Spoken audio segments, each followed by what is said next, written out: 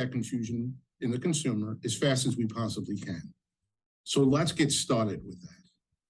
And probably the most confusing thing to all of us are mortgage rates. Now, there have been a lot of my friends that have lost their careers trying to guess where mortgage rates are going. So I'm not going to try to give you any projections as to where mortgage rates are headed, but I do want to try to explain to you why they're so high. For over 50 years, there's a spread. There's a 10-year treasury yield, and then there's like a little spread, something that's added to that by the banking industry to form the mortgage rate. That's their piece of the mortgage rate that they get to keep. All right, and for 50 years, that number averaged out to be 1.72%. So whatever the 10-year treasury yield was, if you added 1.72% to the top of that, that would be your mortgage rate. Well, the challenge is, starting from the beginning of this year, we've blown that 1.72% away. We started the year 1 point above that, meaning mortgage rates were 1 point above where they would normally be. And right now, as of this recording, where we stand is we're over 3 percentage points above that. Almost double what the normal rate was. So that's one of the reasons that mortgage rates are so high. And this is very, very rare, ladies and gentlemen. The only times the spread, this is from George Rattau, the chief economist at KCM. The only times the spread approached or exceeded 300 basis points, think of that as 3%. 300 basis points would be like 3% in our lingo, were during periods of high inflation or economic volatility, like those seen in the early 1980s, or the great financial crisis of 2008 and 2009. Now at KCM, we like to give you visuals, not just the quotes, so you can show this to your consumers so they can very easily understand what you're saying to them. Is this rare, what we're going through right now? Oh, most definitely. Here's a visualization of what George just said. Very rarely does the spread jump above 3, but we're in one of those times right now. And that, again, is the reason rates are so high. Now, it's reasonable, this is from Odetta Cushy, the Deputy Chief Economist of First American, it's reasonable to assume that the spread, and therefore mortgage rates, will retreat in the second half of the year if the Fed takes its foot off the monetary tightening pedal and provides investors with more certainty. However, it's unlikely that the spread will return to its historic average of 170 basis points, as some risks are here to stay. I don't want you to get confused. Most economists use the 170 number. If you continue it out through this year, it jumps up to 172. But it's the same theory. It's about 170. And right now, that's not where we're at. We're over 3. What does that mean? Well, here's a graph explaining it. As of this recording, the 10-year treasury yield was 3.65%. That's one of the components that makes up the mortgage rate. The orange is the spread. If we were at normal spreads, we'd have a 5.37% mortgage rate right now. You know what the market would be like if rates went down to 5.37%? It would be crazy. But we're at a 3.2 number. And that means rates are touching 7. Jumped over 7, jumped below. And again, there's a couple of days before you're going to hear this, so I'm not sure where they're going to be when you hear it. But as of June 2nd, this is what winds up taking place. Even if as Odetta Cushy suggested, that the spread's not going to go back to 1.72, even if it went back to more than a half a point higher than that, at 2.25, we'd still have mortgage rates under 6%. And that's the key, ladies and gentlemen. Under 6%, in my humble opinion, will cause a frenzy in the market. So we have to know that relief is coming soon, and we have to explain to consumers why the rates are so high right now. And that's what we just try to do. Because it's important that we get in front of everyone we possibly can and explain to them. We don't have to explain to them how important home ownership is. Americans get that. As a matter of fact, this is National Home Ownership Month.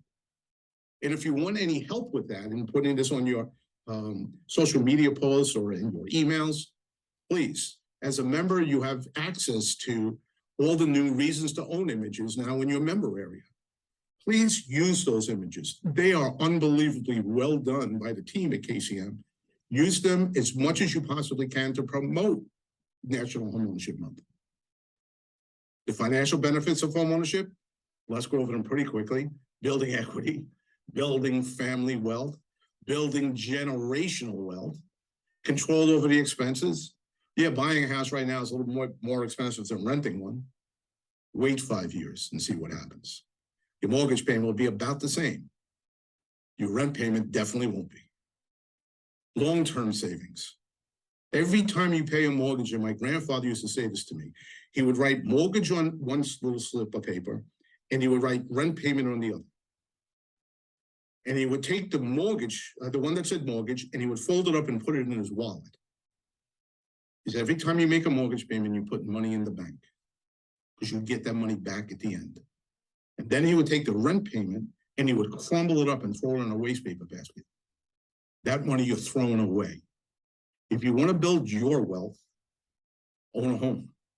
If you want to build your landlord's wealth, rent a home. Again, building wealth through the building equity and gives you a strong credit history. Social benefits of homeownership, and we have to talk more about this, ladies and gentlemen. We sometimes get so caught up in the money that we don't realize that's really not the reason people buy and sell houses. Their life changes. Civic participation, financial education, the health benefits of owning a home, the privacy of having your own place.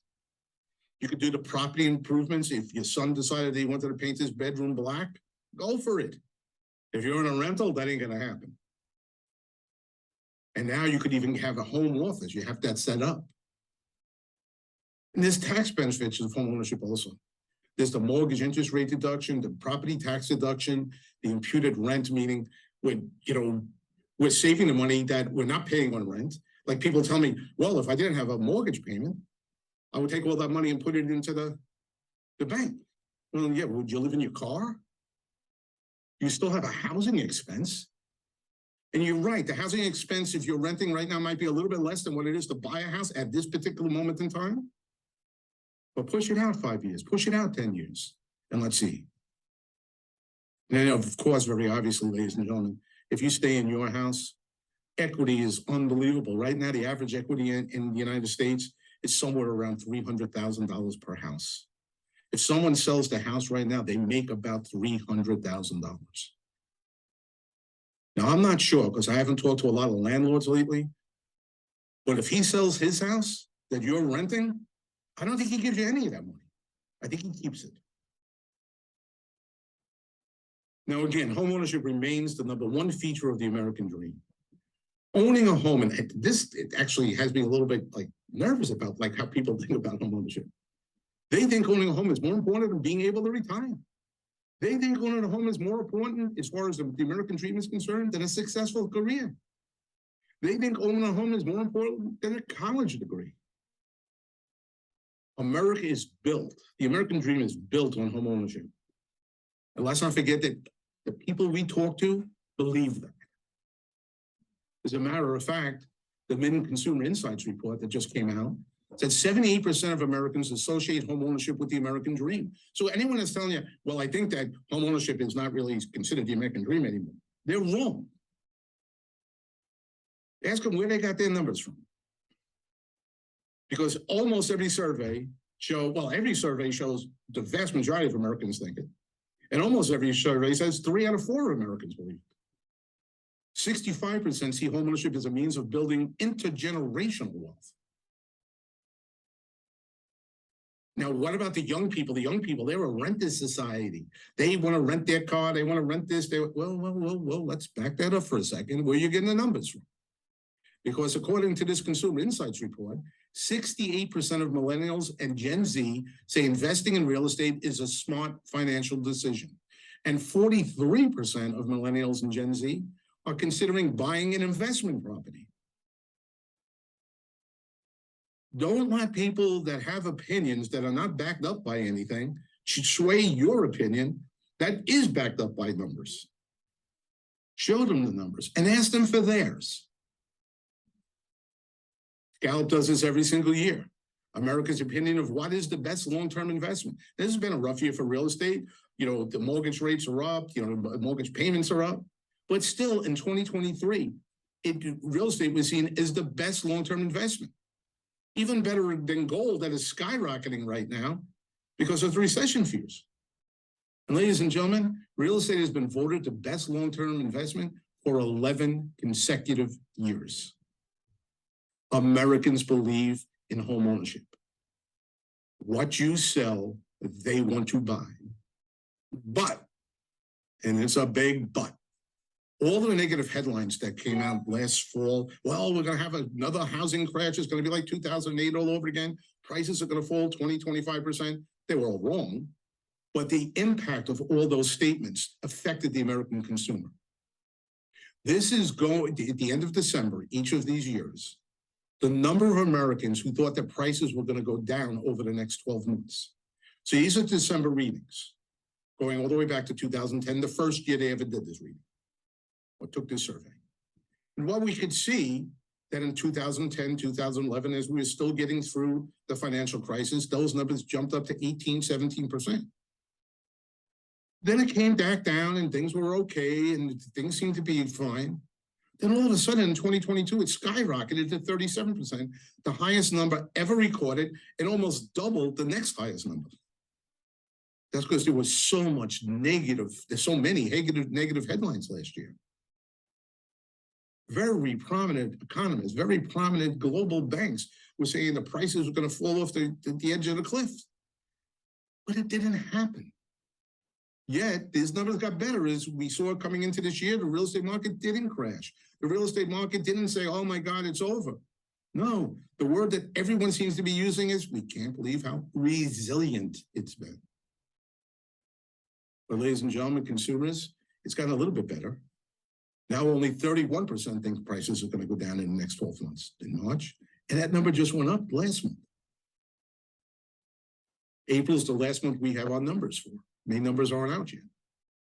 So what we're seeing, ladies and gentlemen, 1 out of 3 Americans still think that prices are going to fall this year over the next 12 months. We have to make sure that they understand that that's not true. That's our mission right now, that they understand that. So let's go right into home prices and what is actually going to happen. First of all, part of the questioning comes from the median home price. The median home price is meaningless. It's meaningless. That's the number that NAR reports. That's a number like Redfin and some other companies report on. It's the quickest number to get. You get that number instantaneously. And in normal markets for 25 years, that was a decent number to look at. But in a very volatile market, it's the worst number to look at. Again, it has no importance or value in today's real estate market. None. As a matter of fact, Bill McBride from Calculated Risk, who's always been promoting the median price is a good way to take a look at pricing, just came out the other day and said median prices are distorted by the mix and repeat sales indexes like Case-Shiller and FHFA are probably better for measuring prices. The repeat sales there's a lag because it takes some time to get all the numbers together. But they say this is what this house is now worth, not what the median price is. The median price is just the middle price. As we're selling less expensive houses, the median price, the middle number, is going down. And Bill's not the only one saying that. The Center for Real Estate Studies at Wichita State University, the median sales price measures the middle price of homes that sold, meaning that half of the homes sold for a higher price and half sold for less. It is not very useful for measuring home price appreciation because it is affected by the composition of homes that sold. If more lower price houses sell, the median price goes down. It doesn't mean that any house is worth less money. As a matter of fact, in their example, they discuss this market exactly. For example, if more lower priced homes have sold recently, the median sales price would decline because the middle home is now a lower priced home, even if the value of each individual home is rising. That's our market. There are more lower priced homes being sold. The median sales price is declining. It ticked up last month. But even if the value of each individual home is rising, what they're saying is we're in a market where the median price is going down and regular prices, the real price is going up. Your consumer might have a tough time understanding that. So please take this with you, put it on a card in your pocket until you really get it down. Here's a simple way to explain median value. Let's assume you have 3 coins in your pocket. Line them up in ascending value, lowest to highest. If you have 1 nickel and 2 dimes in your pocket, the median value of the coins, the middle one, again, if you have 1 nickel and 2 dimes would be nickel, dime, dime. The middle one is 10 cents. So your median value, the median value of the coins in your pocket is 10 cents. If you have 2 nickels and 1 dime in your pocket, line them up, nickel, nickel, dime, the median value of the coins in your pocket is now 5 cents because there's a nickel in the middle. In both cases, a nickel is still worth 5 cents and a dime is still worth 10 cents. It didn't change the value of the coin. It changed the median value because the group of coins in your pocket changed. The value of each coin didn't change. In today's housing market, we were selling more of the less expensive homes, thus driving down the median price. It doesn't accurately reflect the value of each house. We're talking about the median price. So now let's take an accurate look at home price movement. What is really happening with prices? Again, remember, last fall, people were saying that it's going to fall 5 to 10%. Some were saying it's going to fall 15 to 20%. Some were saying it was going to fall 20 to 25%. Part of the reason that people are not putting the house on the market, they still remember those headlines. Part of the reason people are not buying right now, because they still remember those headlines. We have to counter those headlines in a big way. So let's take a look. Case-Shiller. Repeat sales, meaning accurate. Not fast, meaning is quick. Repeat sales indexes are accurate. So you have to decide, do I want to be quick or do I want to be right? The KCM, we're not worried about quickness. We're worried about giving the right information. So in Case-Shiller, here we go. It's a lag. It's only March. The April numbers aren't out yet. But we can see what happened. At the beginning of last year, things were taking off and we were just flying high. Then in July, things came crashing down. Interest rates went up. It looked like all of a sudden there's going to be a ton load of listings coming to the market. Didn't happen, but some people were projecting that. And all of a sudden, all these negative headlines came out. And prices did start to fall. And people will start saying it's going to keep on cascading worse and worse and worse. Well, that didn't happen. The worst month was August. And it seems to be balancing back out now. And the last 2 months, according to Case-Shiller, are showing positive, not negative. So month over month, the percent change in home values, seasonally adjusted, is showing that we might be past the worst of it.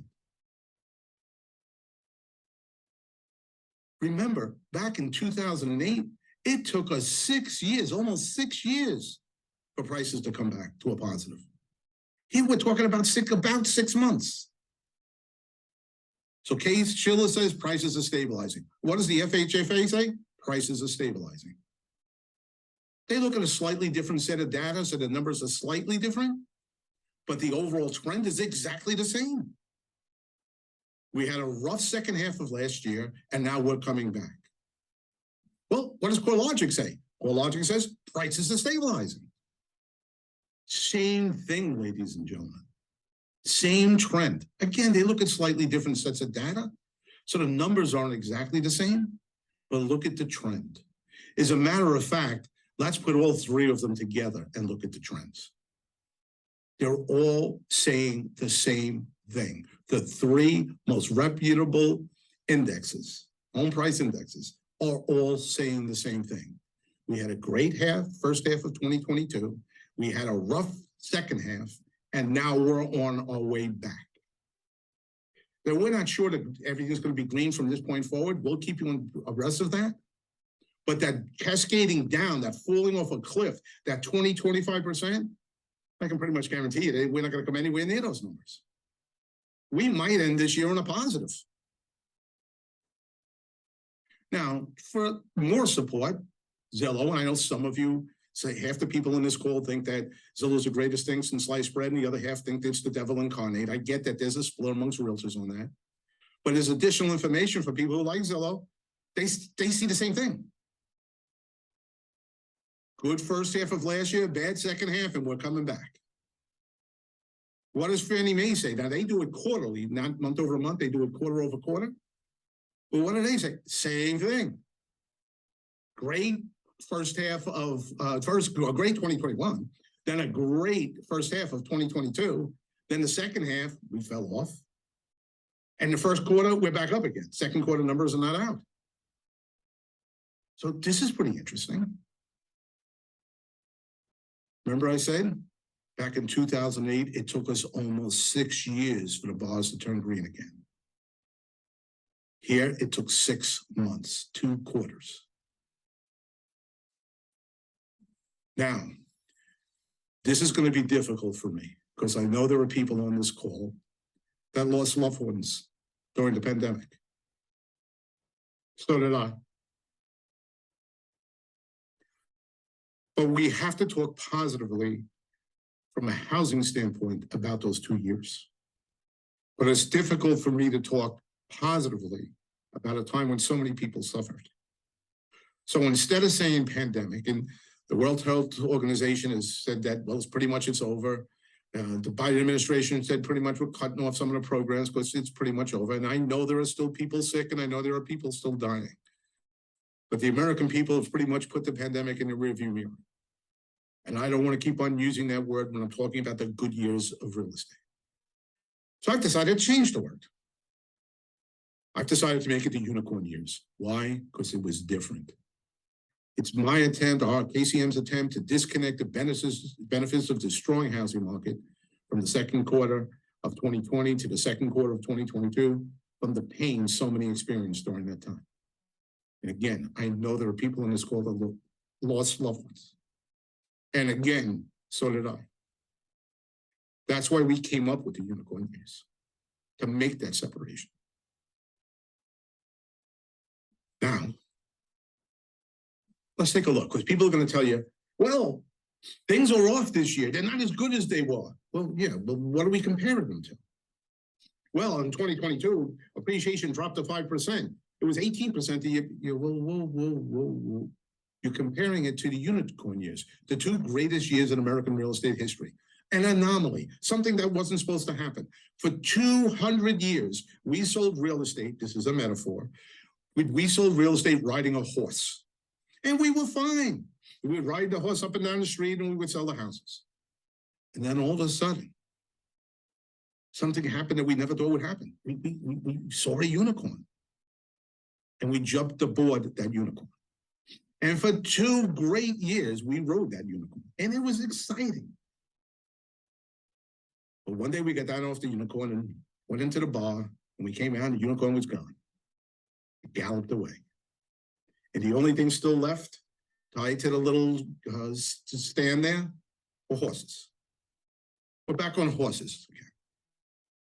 That's not a bad thing. It's normal. That's what we rode for 200 years. But people keep on wanting to compare what's happening now to the unicorn years. That's not right. Let's compare what's happening now to the other normal years before the unicorn years. Well, home appreciation, it's about the same. Pending listings, funny, about the same. Now people say, oh, pending listings are way, whoa. Compared to the unicorn years, of course. Well, let's talk about showing traffic, the number of people out there looking at houses. Well, it's way down from, the unicorn years. I get it. But if we look to the more normal years of 17, 18, 19, and 20, actually the number of buyers out there are up. And we know that because we see the lines outside of our open houses. But yet the papers are reporting, well, the headlines are, well, buyer traffic is way, no, right, calm down. We can't compare it to the unicorn years. Let's stop the silliness. It makes no sense. Well, how about median days on the market? That's way up. Way up from what? Oh, the unicorn years? Yeah, I get it. But if we look back to 17, 18, 19, and 20, we're still selling houses faster now than we did in any of those normal years. Let's make sure we're talking about, we want to compare this to the normal years, not the unicorn years. Homes for sale. Well, inventory's up. That must mean we're in a bad market. There's more houses for sale. Well, calm down. What do you compare? Oh, you're comparing it to the unicorn years. I get it. Well, let's compare it instead to the normal years prior to the unicorn. Now, the reason 2020 was as good as it was, we started, if you remember, 2020 off like a bang. We finished 2019 really strong, and we had tremendous listings. These are May of each year because we want to compare the same month. By May, a lot of those listings had fallen off, but we had started with so many, it didn't drop any more than the 927. But even if we compare it to that, all right, we're still way short on listings. If an agent walked up to me today and said, what's the best thing I could possibly do right now? I'd say, go get a listing. Go get a listing. Do whatever you have to do to get a listing. We'll talk about that in a second. Because rates, first of all, the 10-year treasury will come down some, probably by the end of the year. That's what everyone's projecting. And the spread will come down some. And ladies and gentlemen, if that mortgage rate drops down to 6%, you think you have an inventory challenge now?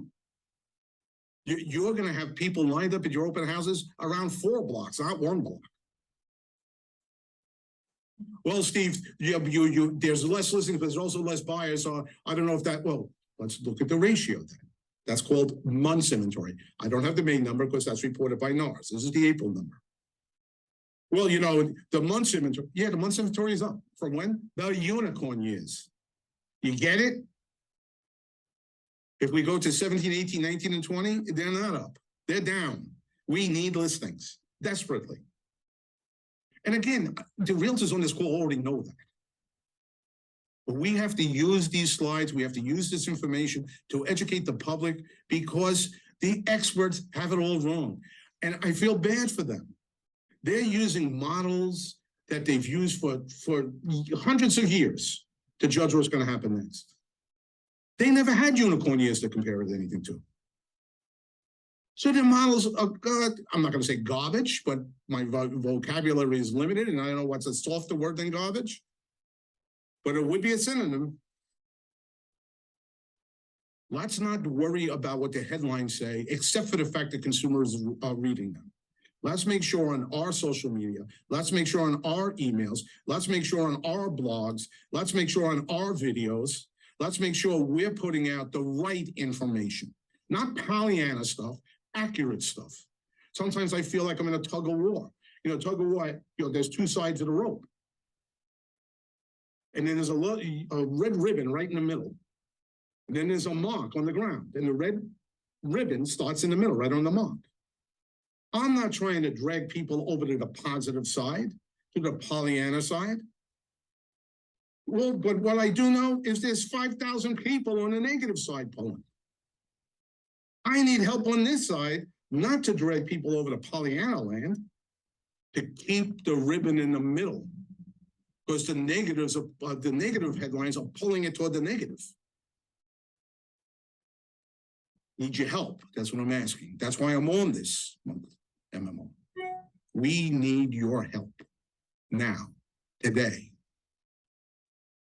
And by the way, you're going to hear these headlines too. Well, foreclosures are increasing. So here we go. You know, I told you this was going to happen. Recession's coming, unemployment, and oh my God, we're looking to foreclose. What are you comparing them against? Oh yeah, the unicorn years. Ladies and gentlemen, every year we have foreclosures in this country. People get sick. People can't pay their medical bills. People die.